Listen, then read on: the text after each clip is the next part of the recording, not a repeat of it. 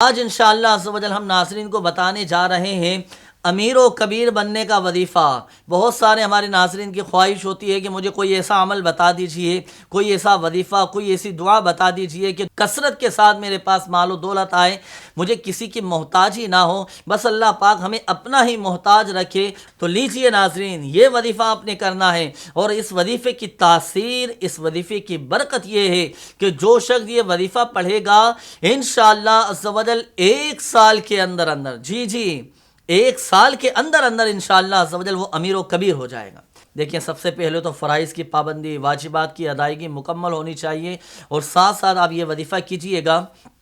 کہ جو شخص طلوع آفتاب کے وقت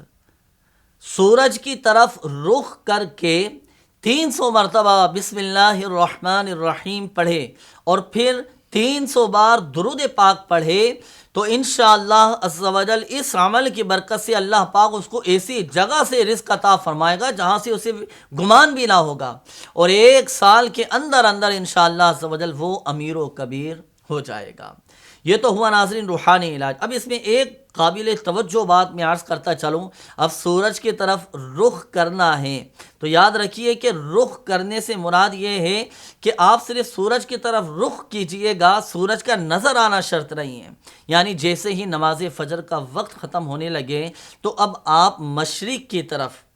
یعنی جیسے ہی سورج نکلتا ہے، مشرق سے ظاہر سی بات ہے سورج نکلتا ہے، تو اب آپ مشرق کی طرف رخ کر کے کھڑے ہو جائیں۔ یعنی آپ کو اندازہ ہونا چاہیے کہ سورج کتنے بجے طلوع ہوتا ہے۔ اب مثال کے طور پر 7:12 پر سورج طلوع ہو رہا ہے،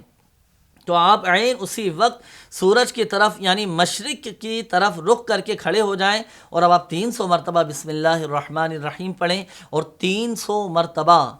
300 ٹائمز درود پاک آپ پڑھیں۔ انشاءاللہ عز و جل اللہ پاک کی رحمت سے آپ 1 سال کے اندر امیر و کبیر ہو جائیں گے، اور اس عمل کی برکت سے ایسی جگہ سے رزق نصیب ہوگا جہاں سے ہمارا وہم و گمان بھی نہ ہوگا۔ یہاں یہ بات عرض کرتا چلوں ناظرین، جب ہم یہ وظیفہ پڑھیں تو ہمارے دل کے اندر مال و دولت کی ہوس نہ ہو، دنیاوی مال کی حرص ہمارے دلوں کے اندر نہ ہو، بلکہ رضا الہی عز و جل کے حصول کے لیے اس وظیفے پر عمل کیجئے گا کہ اللہ پاک ہمیں دوسروں کی محتاجی سے بچائے، اللہ پاک ہمارے رزق حلال میں برکت نصیب فرمائے، میں اپنے بیوی بچوں کی، اہل و عیال کی، والدین کی اچھے انداز میں کفالت کر سکوں۔ اس نیت کے ساتھ اس وظیفے پر عمل کیجئے گا تو انشاءاللہ عز و جل اچھی نیت پر اللہ کی رحمت سے ثواب بھی زیادہ حاصل ہوگا۔